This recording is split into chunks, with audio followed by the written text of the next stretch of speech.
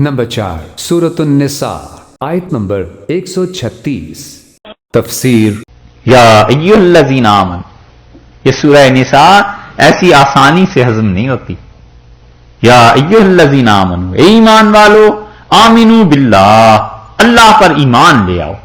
یا تو یہ مراد ہیں منافقین کہ اے وہ لوگوں جنہوں نے ظاہر میں ایمان قبول کیا ہے، آمنو باللہ، اللہ پہ حقیقتاً ایمان لے آؤ، چھوڑو اس جھوٹ کو۔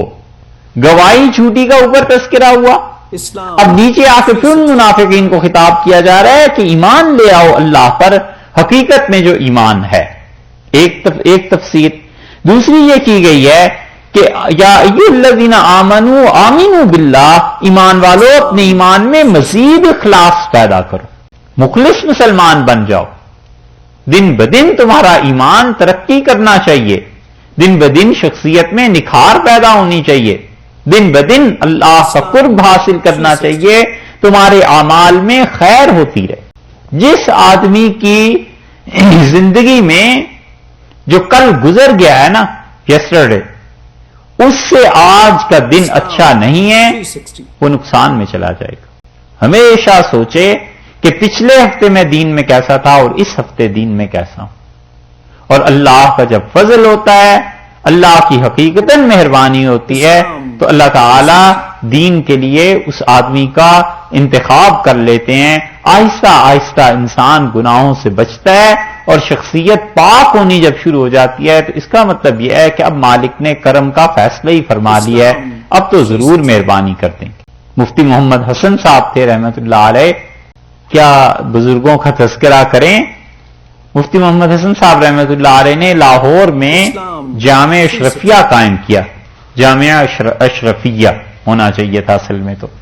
تو مفتی صاحب ایسے آدمی تھے کہ امرتسر میں رہتے تھے اور تھانہ بھون جاتے تھے، حضرت تھانوی رحمت اللہ سے بیعت تھے۔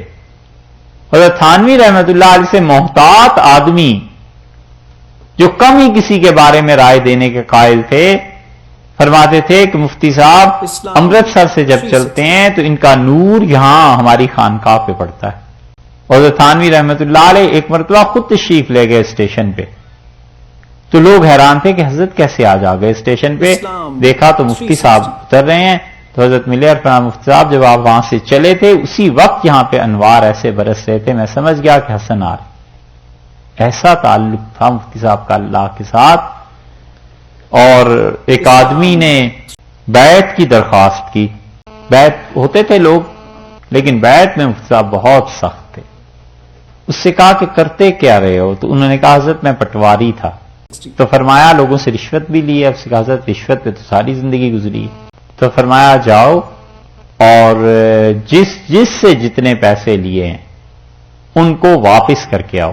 یہ واقعہ ہے 1955-56 کا سال کا۔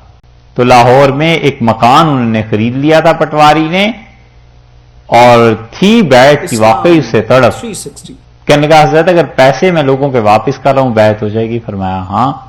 اس زمانے میں 1.5 لاکھ روپے میں مکان بیچا اور کرائے پہ چلا گیا، اور نام اور پتے کاغذات سے نکلوائے کہ کس کس سے کتنے پیسے لیے تھے، اور سب کو پیسے ہندوستان جا کے، پاکستان نئی تقسیم ہوئی تھی، سب کو واپس کر کے آیا اور کہا حضرت سب کو پیسے واپس کر دیے۔ فرمایا کہاں ہے؟ سارا ریکارڈ دکھایا۔ مفتی صاحب کو اطمینان ہوا، فرمایا بسم اللہ اب بیعت کے لیے بیٹھو۔ وہ پھر بیعت پوری زندگی نہیں ٹوٹی۔ وہ جتنی اصلاح تھی، وہ 1.5 لاکھ میں جو بیعت پڑی تھی وہ کیسے ٹوٹ سکتی تھی؟ وہ تو اصلاح ہو گئی کہ جو حرام لوگوں سے لیا اسے واپس کرو۔ اتنے بڑے لوگ تھے۔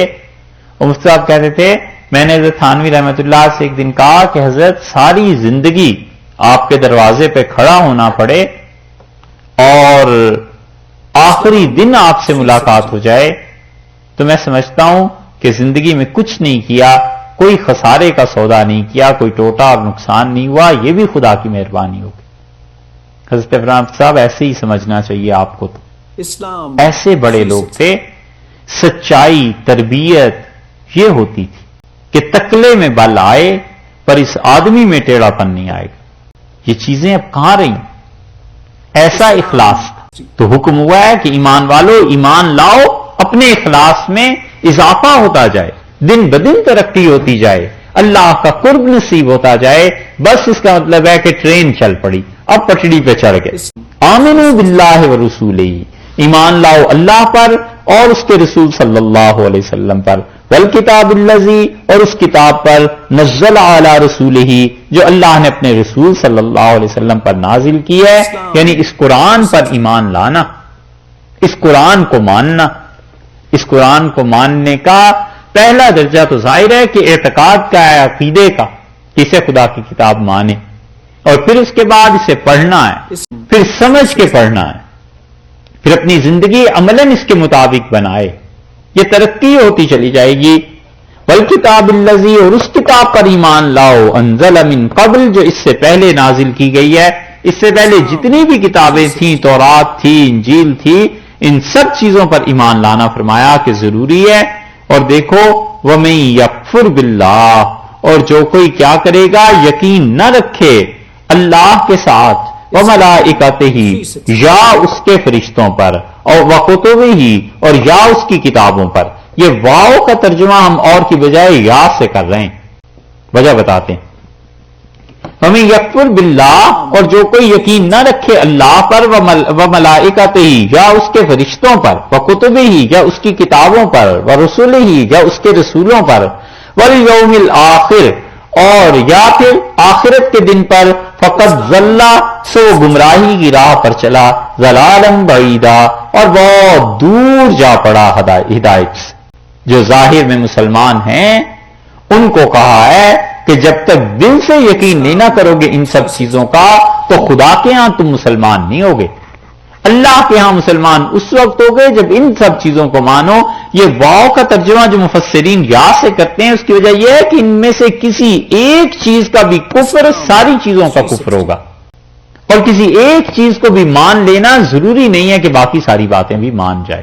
کوئی آدمی اللہ کو مانتا ہے، یہ ضروری تھوڑا ہی ہے کہ وہ فرشتوں اور کتابوں کو بھی مانے، لیکن یہ ہو سکتا ہے کہ کوئی آدمی اگر ایک کا بھی انکار کرتا ہے تو یہی ہے کہ وہ کافر ہو جائے گا، چاہے وہ باقی ساری چیزوں کو مانتا ہو۔ تو ارشاد فرمایا، یہ آیت پہلے بھی گزر چکی ہے نا سورہ کہاں، بقرہ میں۔ ہاں، بولے کیوں تھے؟ بولے ہو تو اب جواب بھی دو۔